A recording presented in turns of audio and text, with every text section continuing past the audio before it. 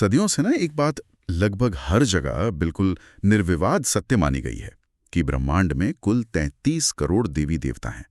लेकिन क्या हो अगर ये इतिहास की सबसे बड़ी भाषाई गलतफहमी हो?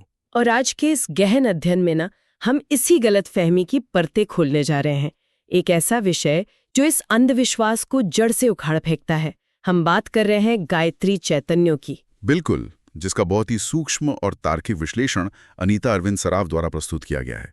और सुनने वालों के लिए ना ये एक बहुत बड़ा वैचारिक बदलाव होने वाला है। सही कहा, क्योंकि ये ग्रंथ बहुत ही स्पष्ट करता है कि एक प्राचीन मंत्र केवल आंख बंद करके शांति मांगने का कोई साधारण तरीका नहीं है। तो मतलब ये एक अत्यंत शक्तिशाली डिवाइन टेक्नोलॉजी है जो ध्वनि तरंगों के जरिए इंसान की चेतना और यहाँ तक कि उसके डीएनए तक को प्रभावित कर सकती है। तो शुरुआत उसी सबसे बड़ी भ्रांति से करते हैं। हाँ, जो 33 करोड़ वाली बात है। बिल्कुल। गायत्री चैतन्य है दावा करता है कि इस अकेले मंत्र में 33 श्रेष्ठ देवताओं की शक्तियां समाहित हैं, करोड़ों की नहीं। तो सवाल यह है कि ये भाषाई भूल आखिर हुई कैसे? देखिए, ये भूल संस्कृत के एक शब्द कोटि के गलत अनुवाद से शुरू हुई। जब हम 33 कोटि शब्द सुनते हैं ना, तो बोलचाल की भाषा में सीधे तौर पर संख्या यानी 33 करोड़ का विचार आता है। हाँ, करोड़ों ही याद आता है सबसे पहले। असल में गायत्री चैतन्य इस बात को बहुत ही वैज्ञानिक ढंग से स्पष्ट करता है कि यहाँ कोटि शब्द का अर्थ कोई संख्या है ही नहीं। वैदिक संस्कृत में कोटि का वास्तविक अर्थ है परम, उच्चतम, उत्कृष्ट या कहिए श्रेणियां। अच्छा, मतलब ये 33 करोड़ अलग अलग देवता नहीं हैं?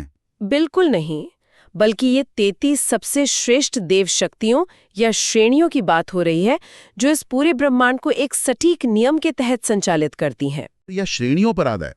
तो अगर ये कोई सिंहासन पर बैठे 33 करोड़ देव नहीं हैं, तो ये 33 श्रेष्ठ शक्तियां वास्तव में हैं कौन? गायत्री चैतन्य ना इनका एक बहुत ही स्पष्ट वर्गीकरण करता है और वो वर्गीकरण पूरी तरह से प्रकृति और विज्ञान पर आधारित है। तो इसमें कौन कौन शामिल हैं? इसमें 8 वसु, 11 रुद्र, 12 आदित्य और उनके साथ इंद्र और प्रजापति शामिल हैं। ये सभी मिलकर 33 श्रेष्ठ शक्तियों का निर्माण करते हैं। तो कुल मिला के 33 हो गए। चलिए शुरुआत 8 वसुओं से करते हैं। ठीक है। ये हैं अग्नि, पृथ्वी, वायु, आकाश, सूर्य, चंद्र, नक्षत्र और दिशाएं। इन्हें वसु इसलिए कहा जाता है क्योंकि वसने का अर्थ है बसाना। मतलब ये जीवों को निवास देते हैं। बिल्कुल सही। ये 8 तत्व मिलकर एक ऐसा भौतिक वातावरण तैयार करते हैं जो सभी जीवों को निवास और आश्रय प्रदान करता है। एक मिनट, अगर हम इन 8 वसुओं की सूची को ध्यान से देखें ना, पृथ्वी, वायु, अग्नि, आकाश, तो ये किसी पौराणिक कथा के पात्र बिल्कुल नहीं लग रहे। हाँ, वो तो है।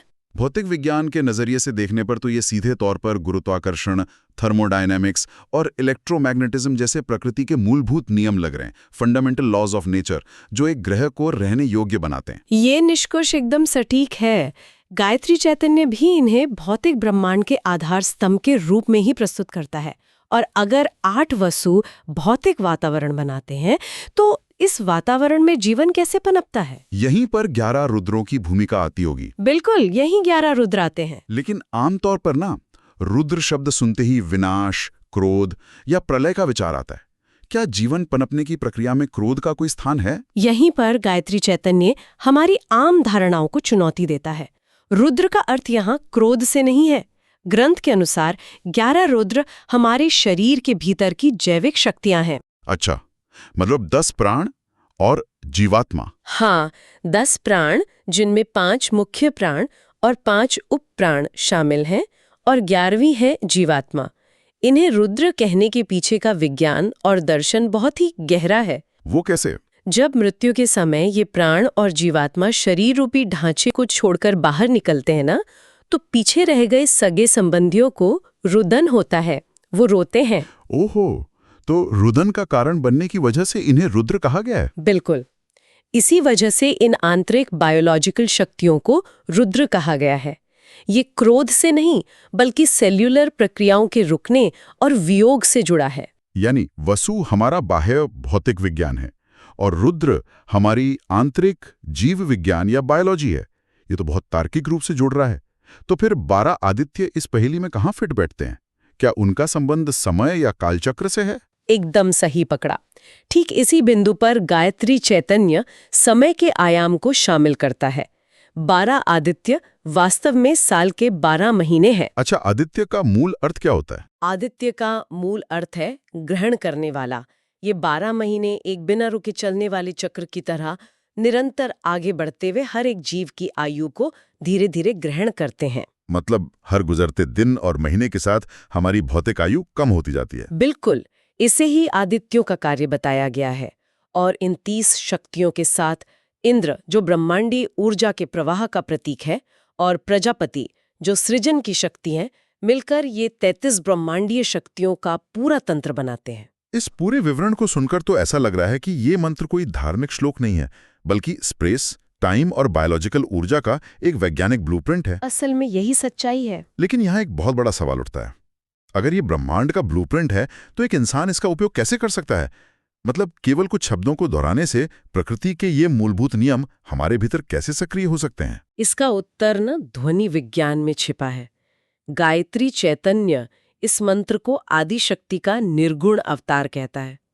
निर्गुण यानी जिसका कोई आकार नहीं है, जो विशुद्ध ऊर्जा का रूप है। हाँ, ये समझना बहुत जरूरी है कि मंत्र केवल कुछ विचारों या शब्दों का संग्रह नहीं है। ये एक बहुत ही विशिष्ट भौतिक कंपन है, वाइब्रेशन है। और ये शरीर पर काम कैसे करता है? जब इस मंत्र का निरंतर और सही उच्चारण किया जाता है, तो ये साधक के शरीर में मौजूद सूक्ष्म ऊर्जा केंद्रों, जिन्हें हम चक्र कहते हैं, उन पर भौतिक आघात करता है। विशेष रूप से ये कुंडलिनी शक्ति के जागरण का एक बहुत बड़ा माध्यम बताया गया है। तो अगर मैं इसे विज्ञान की भाषा में समझने की कोशिश करूं, क्या ये कुछ वैसा ही है जिसे हम अकूस्टिक रेजोनेंस कहते हैं? हाँ, अकॉस्टिक रेजोनेंस एक बहुत अच्छा उदाहरण है। जैसे एक खास फ्रीक्वेंसी की ध्वनि तरंग जब किसी कांच के ग्लास से टकराती है, तो वो उसकी भौतिक संरचना को हिलाकर उसे तोड़ सकती है। क्या यहाँ ये मंत्र अपनी विशिष्ट फ्रीक्वेंसी से हमारे शरीर के भीतर कुछ तोड़ रहा है? ये तुलना ध्वनि के प्रभाव को समझने के लिए एकदम सही है, लेकिन यहाँ कांच नहीं टूट रहा है। तो क्या टूट रहा है? गायत्री चैतन्य के अनुसार ये कंपन तमोगुण को तोड़ रहा है। हमारा भौतिक शरीर पंचभूतों से बना है, जिसमें तमोगुण का भारी प्रभाव होता है। तमोगुण यानी जड़ता, आलस्य और अज्ञान। बिल्कुल। और न्यूरोलॉजिकल स्तर पर कहें तो ब्रेन फॉग। मंत्र से उत्पन्न होने वाली ये विशिष्ट ध्वनि तरंगे सीधे तंत्रिका तंत्र पर काम करती हैं। मतलब जब जीभ और तालू के विशिष्ट हिस्सों पर दबाव पड़ता है, तो वो क्रेनियल नर्व्स को उत्तेजित करता है। हाँ, ये शारीरिक और मानसिक जड़ता को तोड़कर शरीर को सत्वगुण यानी ज्ञान और निर्मलता के प्रकाश से भर देता है। यानी ये हमारे पूरे नर्वस सिस्टम को नए सिरे से रीवायर कर रहा है, ताकि वो उच्च स्तर की ऊर्जा और फोकस को संभाल सके। एकदम सही बात है। लेकिन अगर ये एक रीवायरिंग कोड है, तो इस कोड की संरचना क्या है? क्या हर शब्द का अपना अलग कार्य है? बिल्कुल। गायत्री चैतन्य इसे एक सर्वसमावेशी शक्ति मानता है, क्योंकि ये 24 अलग अलग शक्तियों का एक संयुक्त समागम है। मतलब इस मंत्र में 24 अक्षर हैं। हाँ, और हर एक अक्षर एक विशिष्ट देवता यानी एक विशिष्ट ऊर्जा और उनकी शक्ति से जुड़ा हुआ है। ये कोई संयोग नहीं है, बल्कि एक बहुत ही सुनियोजित ध्वन्यात्मक संरचना है। क्या हम इन 24 अक्षरों में से कुछ प्रमुख उदाहरणों को गहराई से समझ सकते हैं? क्योंकि श्रोताओं के लिए ये जानना दिलचस्प होगा कि एक अक्षर किसी विशिष्ट शक्ति को कैसे ट्रिगर करता है। गायत्री चैतन्य ना इन अक्षरों का बहुत ही सूक्ष्म विच्छेदन करता है।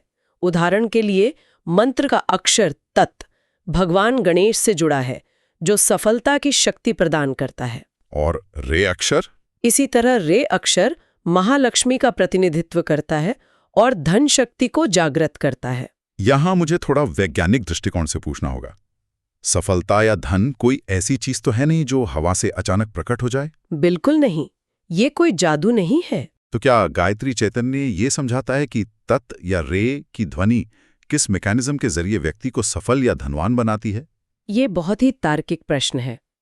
ग्रंथ के विश्लेषण के अनुसार जब हम कहते हैं कि तत् सफलता की शक्ति है, तो इसका अर्थ है कि उस अक्षर का कंपन मस्तिष्क के उन हिस्सों को सक्रिय करता है जो एकाग्रता, निर्णय लेने की क्षमता और विघ्नों को पार करने के साहस को नियंत्रित करते हैं। और सफलता इन्हीं गुणों का परिणाम है? सही कहा।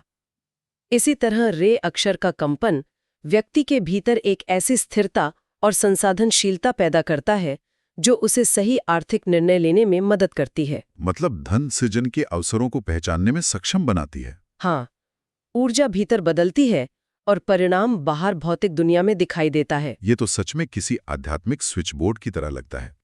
ज्ञान और बुद्धि चाहिए तो शायद उसके लिए भी कोई अक्षर होगा। हाँ, उसके लिए यो अक्षर है, जो माता सरस्वती की शक्ति है।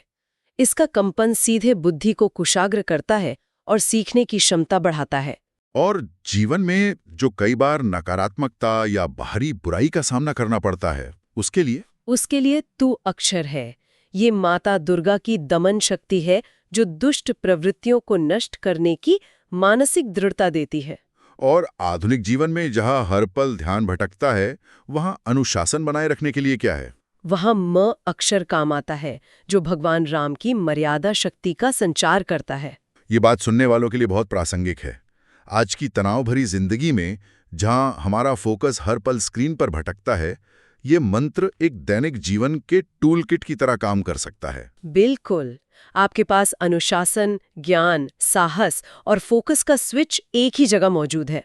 लेकिन अभी तक हमने जितनी भी बात की, वो सब आंतरिक परिवर्तन, नर्वस सिस्टम और मनोविज्ञान के बारे में थी। क्या गायत्री चैतन्य ये दावा करता है कि इस ध्वनि तरंग का प्रभाव हमारी त्वचा के बाहर यानी बाहरी भौतिक दुनिया पर भी पड़ता है? ग्रंथ इस बात पर विशेष जोर देता है कि आंतरिक परिवर्तन केवल शुरुआत है। जब साधक का नर्वस सिस्टम इस उच्च आवृत्ति के अनुकूल हो जाता है ना, तो इसके परिणाम अकल्पनीय होते हैं। जैसे कि गायत्री चैतन्य में स्पष्ट प्रमाण दिए गए हैं कि इसके निरंतर अभ्यास से अंतर्दृष्टि और दूरदृष्टि जागृत होती है। व्यक्ति को भविष्य की घटनाओं या आने वाले संकटों का पहले से आभास होने लगता है। ओहो। इसके साथ ही ये मंत्र आनुवांशिक और पुरानी बीमारियों के लिए एक संजीवनी के रूप में काम करता है। यहाँ तक कि ये भी उल्लेख है कि इसके विशिष्ट कंपन से सर्प के विष को भी निष्क्रिय किया जा सकता है। रुकिए, मुझे यहाँ थोड़ा हस्तक्षेप करना होगा। आनुवांशिक या पुरानी बीमारियां ठीक होना तो समझ आता है। अगर एक ध्वनि तरंग हमारे नर्वस सिस्टम को पूरी तरह शांत कर दे, स्ट्रेस हार्मोन कम कर दे, तो शरीर की अपनी हीलिंग प्रक्रिया तेज हो जाती है। हाँ, ये एपिजेनेटिक्स के दायरे में आता है। लेकिन सर्प के विष को निष्क्रिय करना, ये तो वैज्ञानिक दृष्टिकोण से बहुत ही असाधारण दावा है। क्या गायत्री चैतन्य में इसका कोई तार्किक आधार समझाया गया है? ये संदेह होना स्वाभाविक है। ग्रंथ के अनुसार इसे किसी चमत्कार की तरह नहीं, बल्कि ऊर्जा और जैव रसायन के चरम स्तर की तरह समझाया गया है। वो कैसे काम करता है? जब मंत्र का कंपन अपने उच्चतम स्तर पर होता है ना, तो ये शरीर के भीतर प्राण ऊर्जा और रक्त संचार में एक ऐसी तीव्र इलेक्ट्रोमैग्नेटिक ढाल पैदा करता है। एक अति तीव्र कंपन? बिल्कुल, जो बाहरी विषाक्त रसायनों के प्रोटीन स्ट्रक्चर को तंत्रिका तंत्र के साथ जुड़ने से रोकता है या उसे बेअसर कर देता है।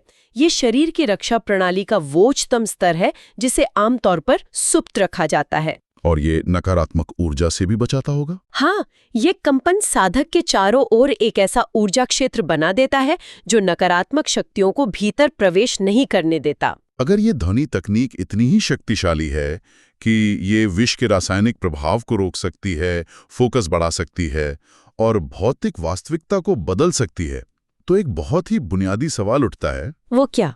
प्राचीन काल के योगियों और ऋषियों ने इसे इतने दशकों तक गुप्त क्यों रखा? इतने उपयोगी ज्ञान को तो तुरंत पूरी मानवता के लिए सुलभ कर दिया जाना चाहिए था। यहीं वो बिंदु आता है जहां गायत्री चैतन्य इंसानी फितरत और ब्रह्मांडीय ऊर्जा के बीच के संतुलन को समझाता है। प्राचीन योगियों को इस मंत्र की असीम शक्ति का भलीभांति ज्ञान था, लेकिन उन्हें यह भी पता था कि समाज में अयोग्य और लालची लोग भी मौजूद हैं। बिल्कुल। जरा विचार कीजिए, जिस टूलकिट में दमन शक्ति और धन शक्ति जैसे स्विच मौजूद हों, अगर वो बिना किसी नैतिक आधार वाले व्यक्ति के हाथ लग जाएं, तो क्या होगा? वो निश्चित रूप से इसका उपयोग अपने निजी स्वार्थ, सत्ता हासिल करने या दूसरों के विनाश के लिए करेगा। सही कहा। ये तो जैसे किसी बच्चे के हाथ में हाई वोल्टेज का तार दे देना हुआ। ये न केवल दूसरों के लिए बल्कि खुद उसके लिए भी खतरनाक हो सकता है। एकदम सही। गायत्री चैतन्य समझाता है कि असीम शक्ति के साथ असीम जिम्मेदारी भी आती है। ये मंत्र कोई लॉटरी का टिकट नहीं है। ये व्यष्टि को समष्टि के साथ एक बहुत ही संवेदनशील तरीके से जोड़ता है। व्यष्टि यानी एक व्यक्ति और समष्टि यानी संपूर्ण ब्रह्मांड। हाँ, अगर व्यक्ति की नियत शुद्ध नहीं है, अगर उसका पात्र तैयार नहीं है, तो ब्रह्मांडीय शक्तियों का ये सीधा प्रवाह उस पात्र को ही नष्ट कर सकता है। इसी वजह से इसे गुप्त रखा गया। बिल्कुल। इसलिए इस तकनीक को गुप्त रखा गया और केवल उन्हीं को दिया गया जिन्होंने पहले तपस्या और अनुशासन के माध्यम से अपने शरीर और मन को इस उच्च ऊर्जा को धारण करने के योग्य बना लिया था। इस पूरी विस्तृत चर्चा को समेटते हुए ना, इस स्पष्ट हो जाता है कि जिसे हमने सदियों से केवल एक धार्मिक कर्मकांड या मानसिक शांति का साधन मान लिया था, वो वास्तव में मानव शरीर की पूर्ण क्षमता को जागृत करने वाली एक सटीक वैज्ञानिक प्रक्रिया है। बिल्कुल। ये हमारे बायोलॉजिकल ढांचे को ब्रह्मांड के मूलभूत नियमों के साथ अलाइन करने का एक तरीका है, जो हमें हमारे सीमित अस्तित्व से बाहर निकालकर एक असीम ऊर्जा स्रोत से जुड़ता है। गायत्री चैतन्य का मूल संदेश भी यही है। जो ऊर्जा इस पूरे ब्रह्मांड का संचालन कर रही है, वही 33 श्रेष्ठ शक्तियां हमारे भीतर सुप्त अवस्था में है। और ये विशिष्ट ध्वनि संरचना उस सुप्त ऊर्जा को जागृत करने की मास्टर की है। एकदम सटीक बात कही आपने। इस रोमांचक यात्रा के अंत में श्रोताओं के सोचने के लिए एक बहुत ही गहरा विचार छोड़ते हैं। हमने देखा कि कैसे 24 अक्षरों और ध्वनि आवृत्तियों का एक विशिष्ट संयोजन हमारे नर्वस सिस्टम को रीवायर कर सकता है और हमारी बीमारियों को भी प्रभावित कर सकता है। यहाँ तक कि हमारी बाहरी भौतिक वास्तविकता को बदल सकता है। तो जरा सोचिए, हमारी आधुनिक दिनचर्या और प्राचीन ग्रंथों में और कौन सी ऐसी ध्वनि तकनीकें छिपी हो सकती हैं जिन्हें हमने केवल एक पुरानी परंपरा मानकर उनकी असली वैज्ञानिक शक्ति को भुला दिया है? ये बहुत ही विचारणीय प्रश्न है। क्या हम एक ऐसे ब्रह्मांड में रह रहे हैं जहां ध्वनि और कंपन ही जीवन का अंतिम और सबसे शक्तिशाली सत्य है?